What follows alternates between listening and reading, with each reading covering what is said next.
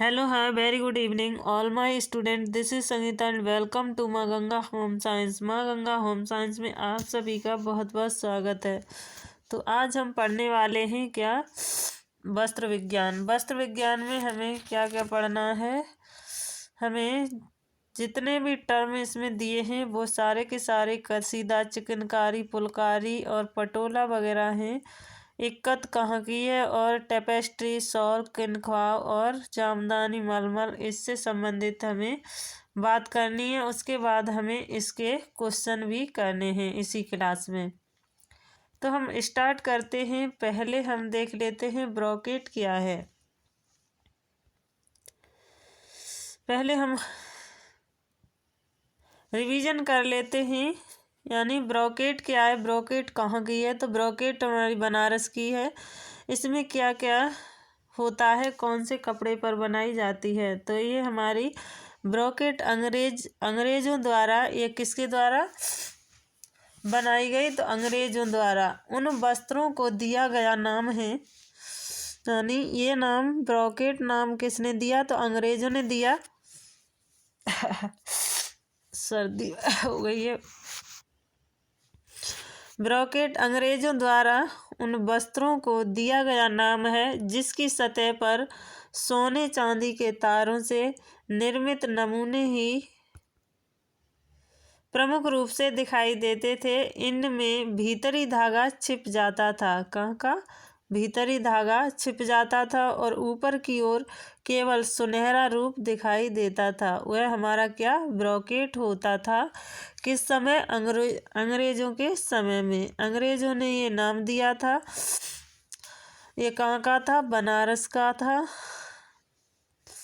तो आप लोगों को ये ब्रॉकेट समझ में आ गया होगा। अब हम देखते हैं मलमल। मलमल क्या है, एक बार फिर से देख लेते हैं। ब्रॉकेट जो नाम है वो अंग्रेजों द्वारा दिया गया है और जिसकी सतह पर जो कढ़ाई होती है वो सोने चांदी के तारों से होती है और इनमें भीतरी धागा क्या, छिपा दिया जाता है। ऊपर की ओर केवल सुनहरा ही धागा दिखाई देता है। भीतरी धागा जो वैसा होता है धागा का, वो छिपा दिया जाता है। अंदर ऊपर जो दिखाई देता है वो कौन सा, सुनहरा धागा दिखाई देता है। आइए अब आते हैं हम अपने मलमल पर। मलमल क्या है, अरे ना जाम हो गई है, सर्दी पड़ गई है। सर्दी की वजह से आवाज़ में दिक्कत हो रही है, तो आप एडजस्ट कर लेना। तो मैं दूसरा बता रही, मलमल। मलमल कहाँ का है, तो ये हमारा ढाका का है। मलमल क्या है, एक सूक्ष्म, हल्का एवं महीन वस्त्र होता है जो कि माचिस की डिब्बी में कहा जाता है कि माचिस की डिब्बी में आया, यानी रखा जा सकता था। जो मलमल था, मलमल का वस्त्र एक माचिस की डिब्बी में आ जाता था और एक अंगूठी से आर पार हो जाता था, ऐसा यानी कहा जाता है। इसका उत्पादन ढाका में होता था। इसका उत्पादन ढाका में होता था। एक राजकुमारी, राजा की राजकुमारी थी वो, यानी 3 से 4 तह लगाकर मलमल के वस्त्र पहने थी। फिर भी उसके पिताजी ने कहा, बेटा ये कपड़ा कैसा पहना है। तो उसने कहा, पिताजी हम ये तो 5 से 6 तहों में पहने हैं। इतना पतला था, बताइए। तो इतना पतला था मलमल। तो जो बनाने वाला था वो कैसे बनाता होगा, कितने दिनों में बनाता होगा, बहुत ही कठिनाई से बनता होगा। ये आप लोग जानते हैं। मलमल की सूक्ष्मता एक बहुत ही सूक्ष्मता के लिए जाना जाता है। ये बहुत ही यानी कठिन कार्य है ये बनाना, जो भी बनाता होगा उसके लिए। तो जामदानी अगला पॉइंट है हमारा क्या, जामदानी। जामदानी कहाँ की है, जामदानी कहाँ की है, बंगाल। कहाँ की, बंगाल की। बंगाल तथा उत्तर भारत के भागों के कपास के उपयोग से पारंपरिक रूप से बुनी जाने वाली अलंकृत मलमल भारतीय बुनाई का सर्वोत्तम ब्रोकेट यानी उत्पाद है। जामदानी क्या है? बंगाल और कहाँ? उत्तर भारत में बनाई जाती है। और ये किससे? कपास के उपयोग से बनाई जाती है। किससे? कपास के उपयोग से बनाई जाती है। और पारंपरिक रूप से बुनी जाने वाली अलंकृत मलमल, इसे मलमली कहते, अलंकृत मलमल कहते हैं इसे। ये बनाई कैसे? पारंपरिक रूप से बनाई जाती है और इसे क्या? अलंकृत मलमल कहते हैं। भारतीय बुनाई का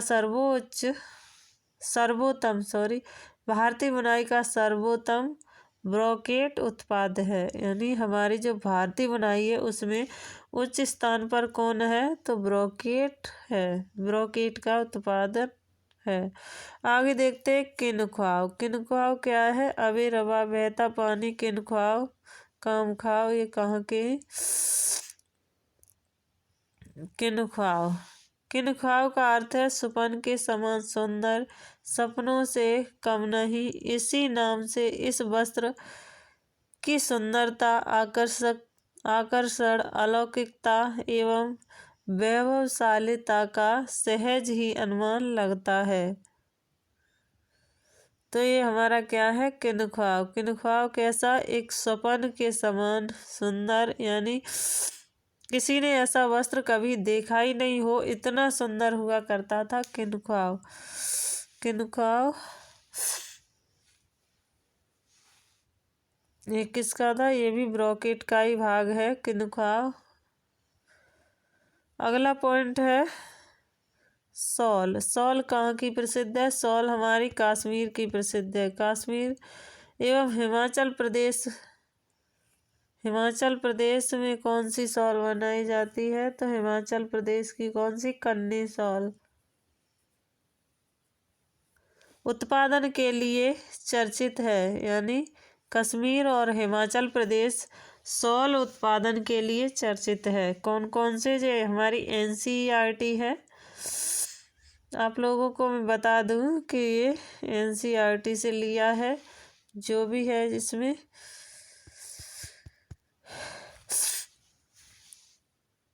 तो इसका जो उत्पादन होता था वो कहाँ कहाँ होता था? कश्मीर और हिमाचल प्रदेश में होता था।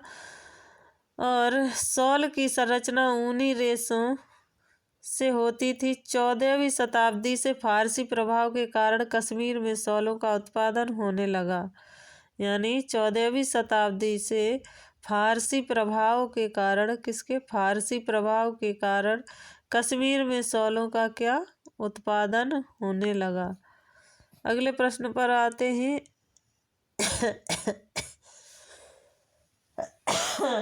सॉरी।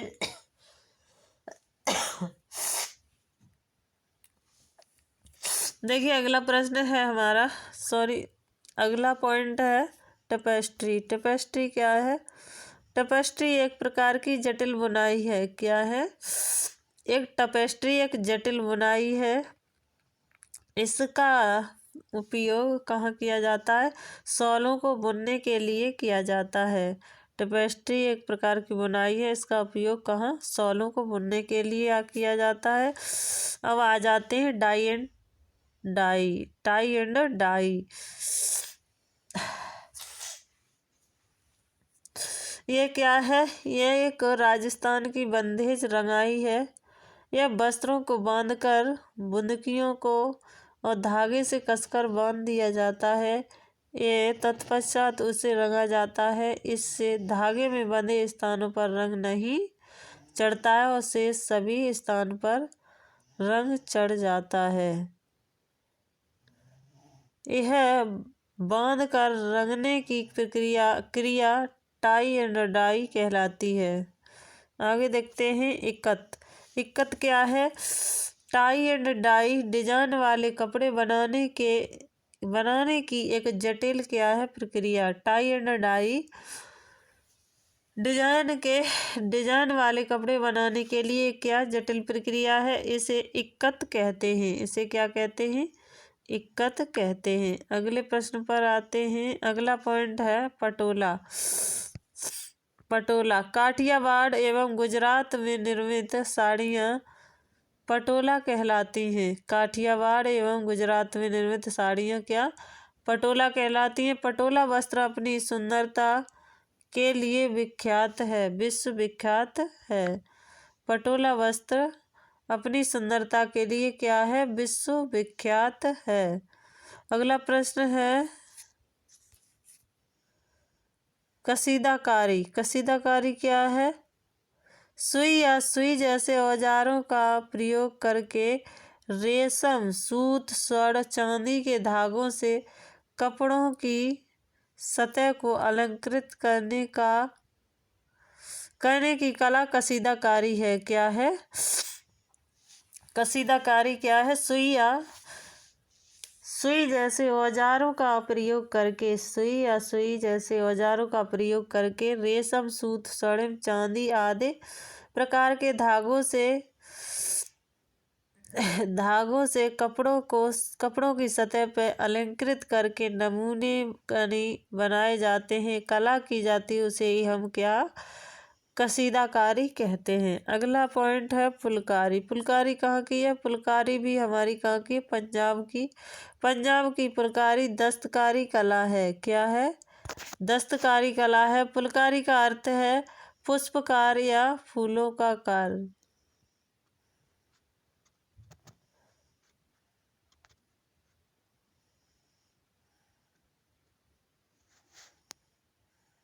अगला देखते हैं। अगला कौन सा? कसीदा रह गया। कसीदा एक कहाँ का है? कसीदा कश्मीर का है। कसीदा कहाँ का है? डायरेक्ट यहाँ से क्वेश्चन पूछा जाता है। कश्मीर का कौन सी कढ़ाई है? कश्मीर की कढ़ाई कौन सी है? तो वह कसीदा होगी। तो कसीदा एक सामान्य शब्द है जिसका प्रयोग कश्मीर में कसीदाकारी के लिए किया जाता है। दो या दो से महत्वपूर्ण कसीदे सुजनी, जलकदोजी, कश्मीर एवं ऊन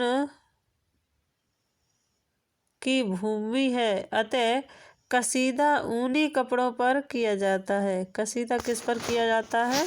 तो ऊनी कपड़ों पर किया जाता है। अगले पॉइंट पर आते हैं चिकनकारी। चिकनकारी कहाँ की है? चिकनकारी हमारी लखनऊ की है। एक सफ़ेद सूती कपड़े पर की जाती थी और अब ये सभी प्रकार के लगभग कपड़ों पर की जाने लगी है। तो ये चिकनकारी का मुख्य केंद्र कहाँ है? लखनऊ में है। चिकनकारी भी एक सतह का कसीदा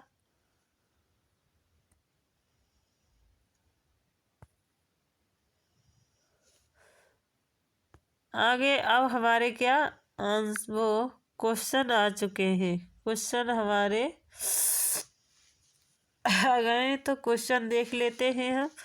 पहला प्रश्न है हमारा, मानव कितने वर्ष पूर्व वस्त्र बनाने की कला से परिचित था? तो कितने वर्ष पूर्व मानव वस्त्र बनाना सीख लिया था, यानी उससे परिचित था? तो 20,000 वर्ष पूर्व।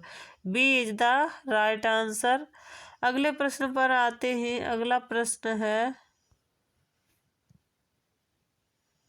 अगला प्रश्न है हमारा, भारत में कसीदाकारी की परंपरा कितने वर्ष पुरानी है? भारत में कसीदाकारी की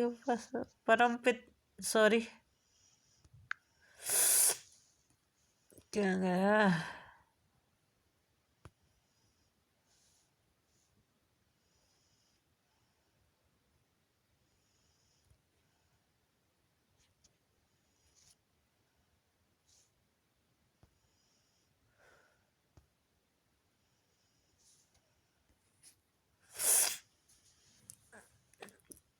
भारत में कसीदाकारी की परंपरा कितने वर्ष पुरानी है?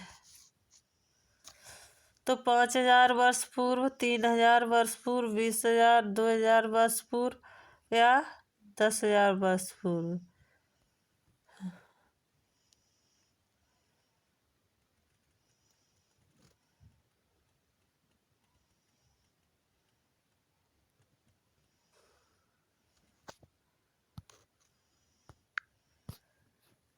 देखिए ये इसका क्वेश्चन हमने कर दिया।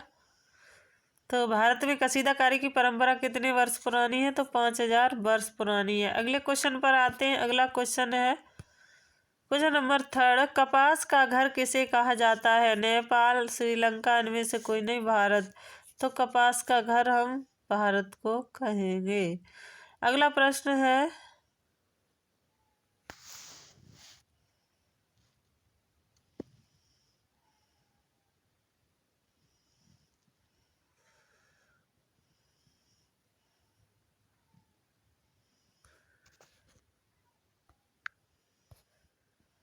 अगला प्रश्न है प्रश्न नंबर 4।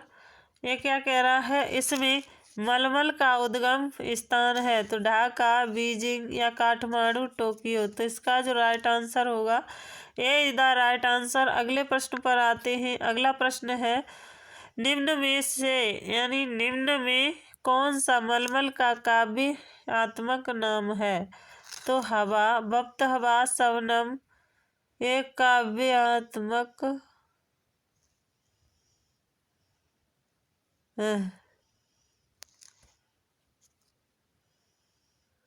देखिए इसमें क्या है।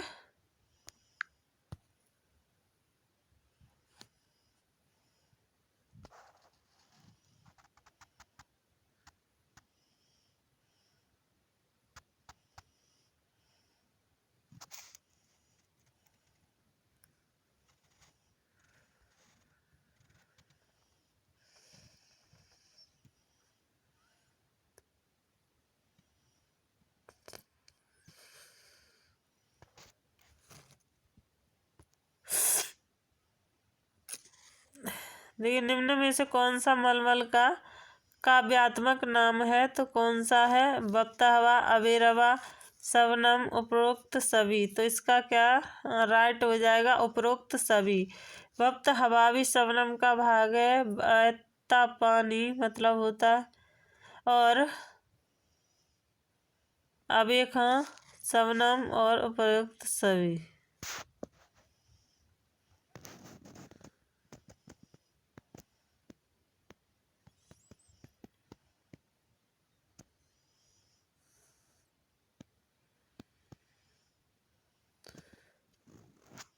अगला प्रश्न है। अगले प्रश्न पर आते हैं। अगला प्रश्न क्या कह रहा है? अगला प्रश्न कह रहा है रेशम का मूल स्थान है। रेशम का मूल स्थान कहाँ है? सभी को मालूम है होगा ये तो, यानी ये क्वेश्चन तो बहुत सरल है, सभी को पता होगा रेशम का मूल स्थान। तो रेशम का मूल स्थान हम चीन में देखते हैं। ए इज द राइट आंसर। अगले प्रश्न पर आते हैं। अगला प्रश्न है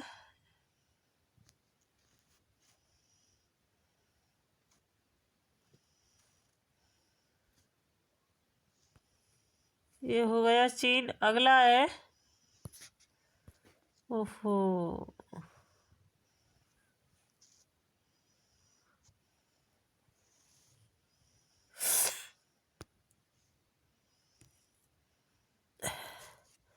अगले प्रश्न पर आते हैं। भारत में रेशम वस्त्र कहाँ कहाँ निर्मित होते हैं? भारत में रेशम वस्त्र कहाँ कहाँ निर्मित होते हैं? तो वाराणसी, पश्चिम बंगाल, तमिलनाडु। तो कहाँ कहाँ निर्मित होते हैं? तो भारत एक दिन तो भारत में रेशम वस्त्र कहाँ कहाँ निर्मित होते हैं? तो वाराणसी, पश्चिम बंगाल, पश्चिम क्या सॉरी तो भारत में रेशम वस्त्र कहाँ कहाँ निर्मित होते हैं? वाराणसी, पश्चिम बंगाल और तमिलनाडु, ये सभी के सभी जगह निर्मित होते हैं। अगला है ब्रोकेट बुनाई के केंद्र हैं। सूरत, Agra.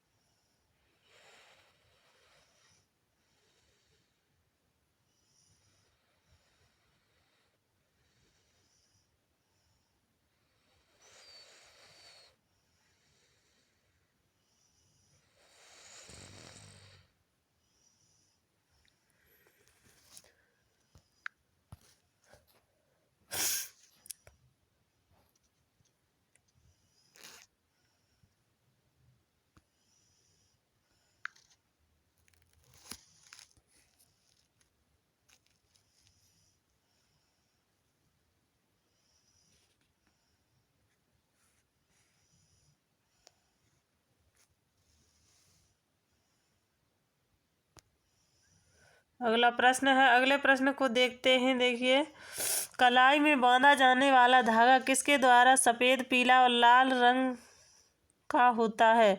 Tie and dye, spray, chikankari, कसीदाकारी।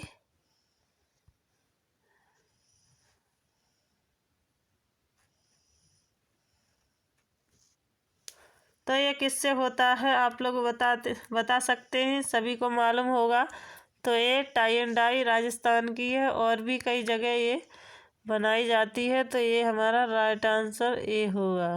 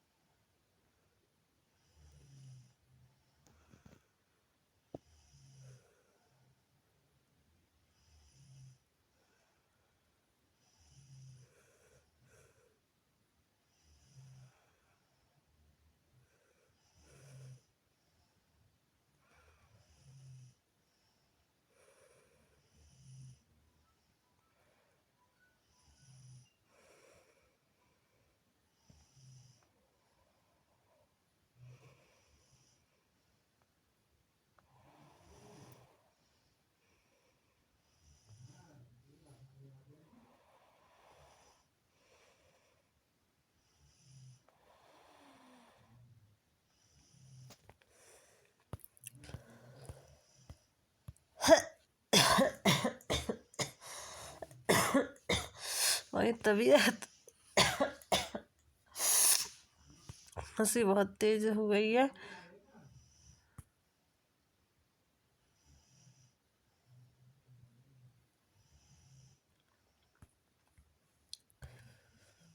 कौन सा हो गया भाई? ये हो गया, ये वाला होगा 7, 8 देखते हैं। ब्रॉकेट बुनाई के केंद्र हैं सूरत, अहमदाबाद और आगरा। ब्रॉकेट बुनाई के केंद्र कहाँ कहाँ हैं, वो हम एक बार देख लेते हैं। कहाँ कहाँ हैं ब्रॉकेट बुनाई के केंद्र? ओहो,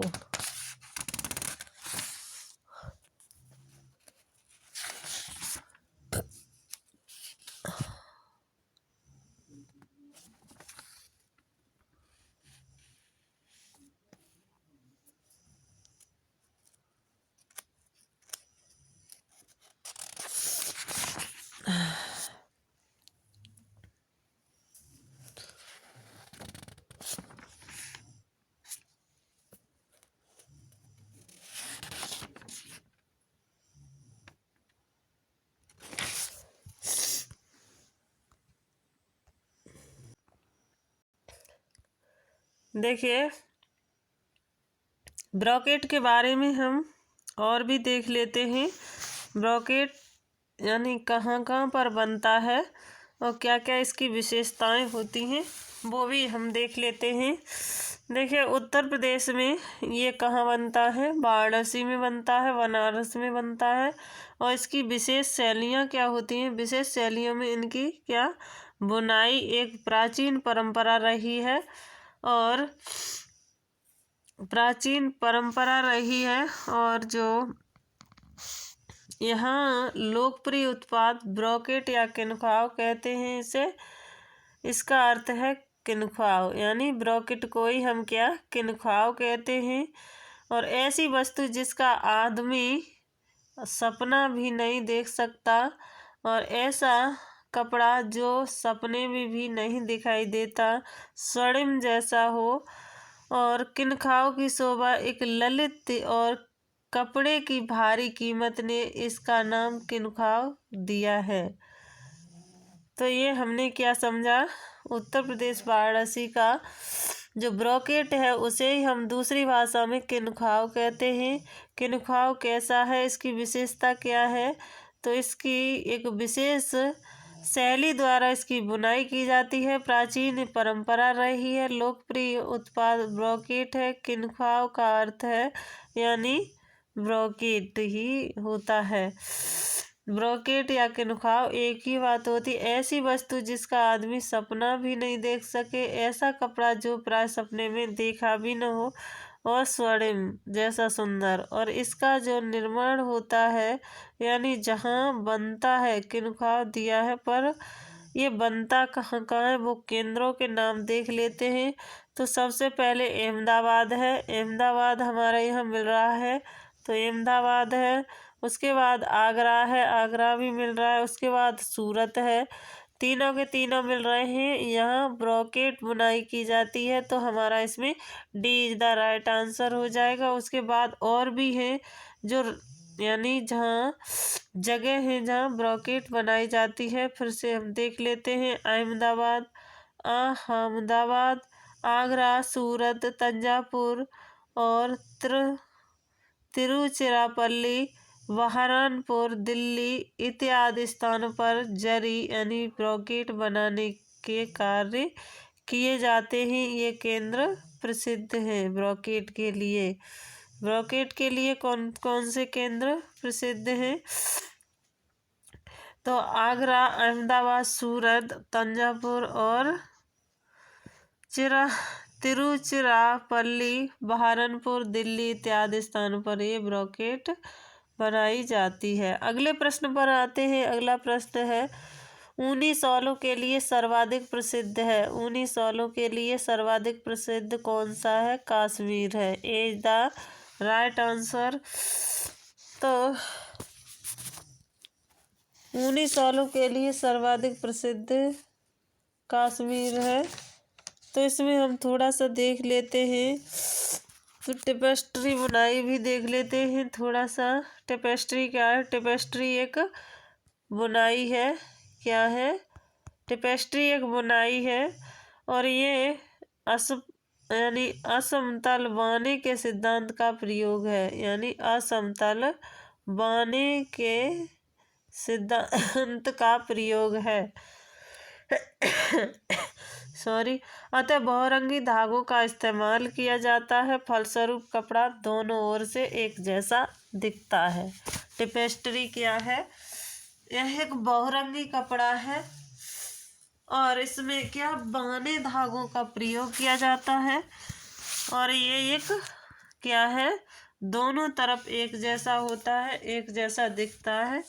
तो ये रहा हमारा टेपेस्ट्री। अब हम बात कर रहे हैं थोड़ी सी ऊन के बारे में। ऊन कहाँ से मिलती है, तो ऊन हमें वूल। प्राचीन काल में जानवरों की खाल का प्रयोग शरीर ढकने के लिए किया जाता था। खाल प्राप्ति हेतु हमें जानवरों का वध किया जाता था, जो पहले प्राचीन काल की बात है ये। और इसके बाद परिणाम स्वरूप पशुओं की कुछ जातियां प्राय लुप्त होती जा रही थी।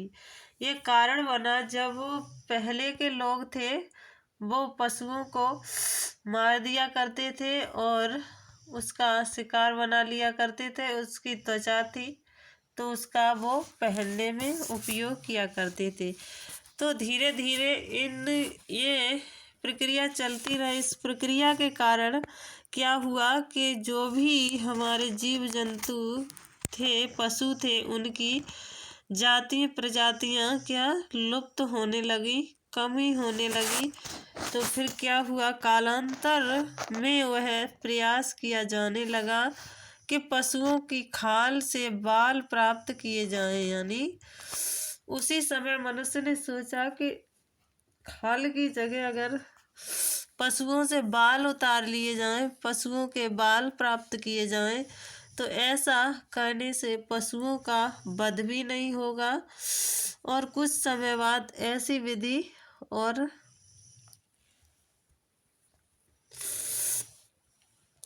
क्या सोचा मनुष्य ने सोचा कि ऐसा करने से पशुओं का वध भी नहीं किया जा सकेगा और कुछ समय बाद ऐसी विधि की खोज की गई कि जिससे जानवरों के बालों को जमा कर वट कर उसमें बुनाई करके वस्त्र बनाए जाने लगे। यानी कुछ समय बाद उन्हें पता चला, उन्होंने वध करना बंद कर दिया पशुओं का और उन्होंने क्या किया, बाल काटने शुरू कर दिए। बाल काटने के बाद उन्हें ज्ञान हुआ कि इसकी बटाई की जाए। बटाई करने के बाद वह धीमे धीमे उससे वस्त्र बनाने लगे। तो वस्त्र बनाने के बाद इससे कौन से यानी सीजन के वस्त्र बनाए गए, तो ये सर्दी के सीजन में पहनने वाले वस्त्र बनाए गए। और इसमें यह कहाँ से शुरू हुआ, तो ऊन से वस्त्र बनाने का कार्य सर्वप्रथम इंग्लैंड में किया गया। कहाँ, इंग्लैंड में किया गया। क्वेश्चन पूछा जा सकता है कि सर्वप्रथम यानी ऊन का जन्मदाता किसे कहते हैं, तो हम इंग्लैंड कहेंगे। और जो कार्य है ऊन का सबसे पहले प्रारंभ किसने किया, तो इंग्लैंड ने ही किया। ओहो, ये क्या हुआ। ऊनी वस्त्रों के लिए इंग्लैंड क्या है, विश्वविख्यात है। ऊनी वस्त्रों के लिए कौन सा देश विश्वविख्यात है, तो इंग्लैंड विश्वविख्यात है। उसके बाद कुछ और है वो भी देख लेते हैं। ऐतिहासिक साक्ष्यों से यह प्रमाणित होता है कि मेसोपोटामिया की ऊनी वस्त्र निर्माण का जन्म स्थान है। यानी ऊनी वस्त्र निर्माण का जन्म स्थान कहाँ है, तो मेसोपोटामिया में है। मेसोपोटामिया कहाँ पड़ता है, तो ये इंग्लैंड में पड़ता है। तो ये ऐतिहासिक साक्ष्यों का प्रमाणित है। इस यानी ये ऐतिहासिक साक्ष्यों से यह प्रमाणित है। मेसोपोटामिया का नाम आता है, मेसोपोटामिया को ही जन्म स्थान कहा जाता है, किसका, मूल का। उसके बाद हम अगले प्रश्न पर आते हैं। अगला प्रश्न है हमारा, वाराणसी में आप सभी को पता है ब्रोकेट बनाई जाती है। अगले प्रश्न पर आते हैं। अगला प्रश्न है प्रश्न नंबर 10। ये क्या कह रहा है, कलाई पर की जाने वाली, ये कहाँ की है, ये सभी को मालूम है, टाई एंड डाई। इक्कत में भी टाई एंड डाई की जाती है और ये जो टाई एंड डाई है वो राजस्थान की है। स्प्रे द्वारा, स्प्रे तो एक ये स्प्रे करने वाली मशीन होती है, तो शीट वगैरह स्प्रे की जाती है। कसीदाकारी कश्मीर की है। अगला प्रश्न है, पटोला हस्तशिल्प किस क्षेत्र की है। पटोला हस्तशिल्प किस क्षेत्र की है, गुजरात की, उड़ीसा की, इनमें से कोई नहीं, आंध्र प्रदेश। तो कहाँ की है, गुजरात की। गुजरात की हमारी ये पटोला शिल्प है। अगले प्रश्न पर आते हैं। अगला प्रश्न है, कसूती हस्तशिल्प, ओहो, कसूती हस्तशिल्प किस क्षेत्र से संबंधित है, गुजरात से, बंगाल से, कर्नाटक से या उत्तर प्रदेश से। कसूती का प्लस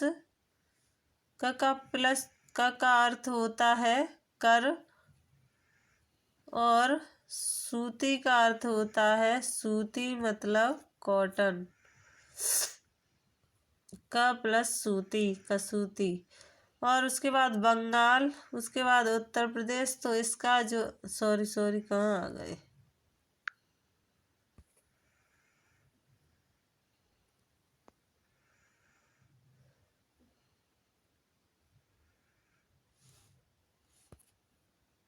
कहाँ गया कौन सा कसूती, हाँ ये। तो इसका राइट आंसर, सॉरी, ये हो जाएगा, ये तो कटा, बी द राइट आंसर। अगले प्रश्न पर आते हैं।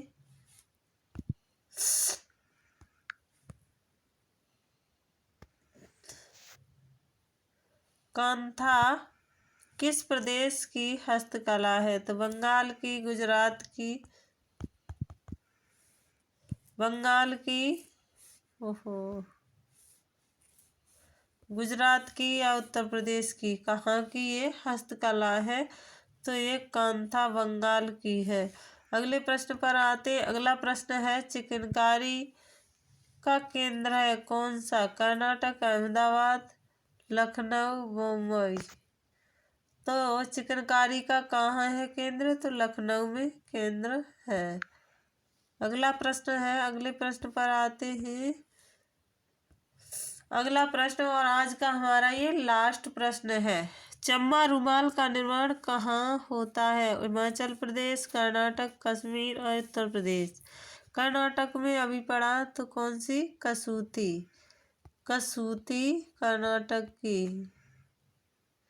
और हिमाचल प्रदेश का ये हो ही गया चम्मा रुमाल, राइट। उसके बाद उत्तर प्रदेश में ब्रोकेट, और एक कौन सा दूसरा कौन सी है? ब्रोकेट, और दूसरी लखनऊ की चिकनकारी। ये दोनों उत्तर प्रदेश से, कश्मीर की कसीदा है। तो हमारी चारों सही है।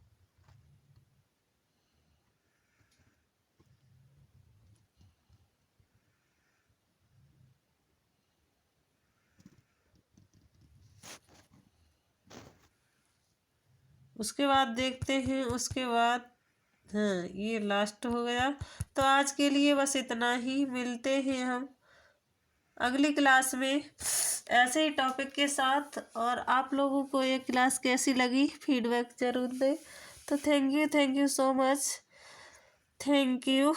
और ऐसी ही क्लास के लिए मैं एनसीईआरटी से लेके आऊँगी, और भी क्लास है हमारी, वो एनसीईआरटी बेस होंगी। Thank you.